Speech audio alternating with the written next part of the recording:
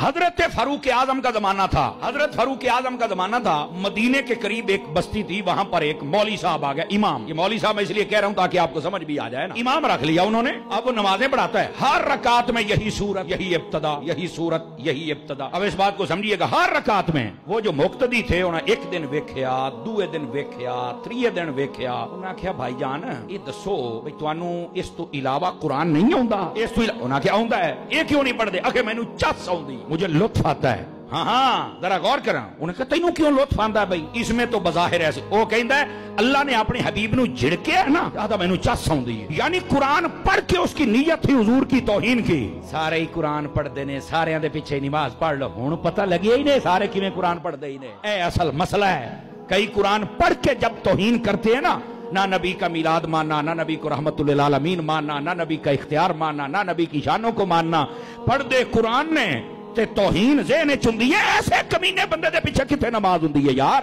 اے مسئلہ ہے قرآن دے وچ پتر ہے۔ یہ جو ہمارے چند لوگ ہوتے ہیں نا چورن بیچنے والے، اے نہیں سارے ٹھیک ہوندے، قرآن ہی پڑھنا جی، او جلی تینوں نہیں پتا تے مسئلہ سیکھ لے۔ یہ بڑا شوق ہوتا ہے حلال حرام تمہیں اکٹھا کرنے کا۔ یہ جس چودھری صاحب میں، جس مار صاحب میں، راٹ صاحب میں، سیٹھ صاحب میں، دکاندار صاحب میں، تاجر صاحب میں یہ شوق ہے نا، اپنا شوق کٹ ہے، ساڈے کو لاؤنا ہی تو کھڑا ہو کے آ۔ اب ہے وہ امام، ہے بھی مدینہ شریف کے قریب، ہے بھی فاروق اعظم دا زمانہ، یقیناً اپنے آپ نو تابعی یاد ہونا ہے، سمجھ آئی نا؟ کم از کم ادھر رتبہ تے تابعی تے ہے ہی نا جی۔ حضرت فاروق اعظم نے فرمایا صادقے لے آؤ، انہاں شکایت لائی حضرت فاروق اعظم نو بھی آپ ہاتھ میں وقت ہیں، اے ساڈا مولوی ہے یہ قرآن پڑھدا، آپ نے فرمایا لے آؤ صادقے۔ امام صاحب آ گئے، آپ نے فرمایا امام صاحب بندے کہندے نے تسی اے ہی سورتاں پڑھ جا۔ ہاں جی میں ہی پڑھدا ہوں نا جی۔ یہ چورن بیچنے والے بھی توجہ فرمائیں، اور آپ حضرات تو عاشقان مصطفی آپ بھی توجہ فرمائیں۔ آپ نے فرمایا یہ کیوں پڑھتا ہے؟ کہندا مینوں چس آوندی ہے، جدوں میں پڑھنا چنگا ہویا، اللہ نے اپنے حبیب نے جڑ کے چنگا ہویا ہے، مینوں چس آوندی۔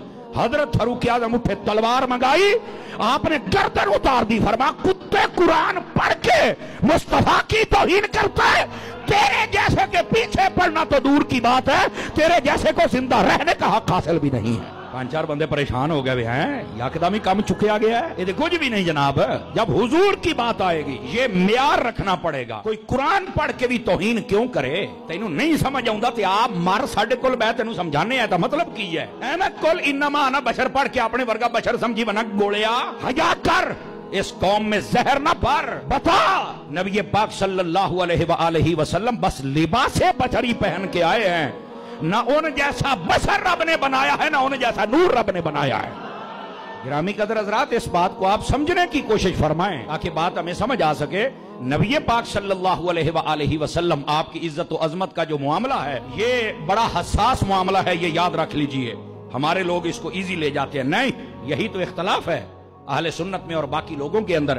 ہم کہتے ہیں کہ نبی پاک کے بارے میں جب بات کرنی ہے تو سنبھل کے بات کرنی ہے، لوز گل نہ کریں ساڈے سامنے۔ سننا تو بڑی دور دی گل ہے، تیرے پیچھے نماز تو بڑی دور دی گل ہے، اسی تینوں ہلن بھی کوئی نہیں دینا، کسے بولنے چ نہ رویں۔ اب آپ سمجھ، اتنی غیرت بندے میں ہونی چاہیے اپنے حضور کے بارے میں، جرأت کی نہیں ہوئی ہے حضور دے بارے گل کرے۔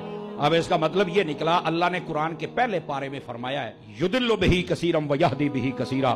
اللہ فرماتا ہے کچھ بندے قرآن پڑھ کے گمراہ ہو جاتے ہیں اور کچھ بندے قرآن پڑھ کے ہدایت پا جاتے ہیں۔ جب آپ یہ مقام پڑھیں گے تو آپ کو سمجھ آئے گی ہر بندہ قرآن پڑھ کے جی قرآن پڑھتا ہے، درس قرآن دیتا ہے، ایسا ہی ہوئے گا؟ تینوں کیا کیا ہے؟ قرآن پڑھا ایسے مولوی جماعتاں کراؤن والے فارغ نکلے تو کیسا ہے؟ قرآن پڑھنا ہے نا تو انج پڑھ جی میں ابو بکر نے پڑھے ہیں، انج پڑھ جی میں عمر تے عثمان تے مولا علی نے پڑھے ہیں، جی میں اونا سمجھے ہے، انج نہیں کہ نبی پاک دی ذات دے بارے تو عیب لب تے کنڈے لب،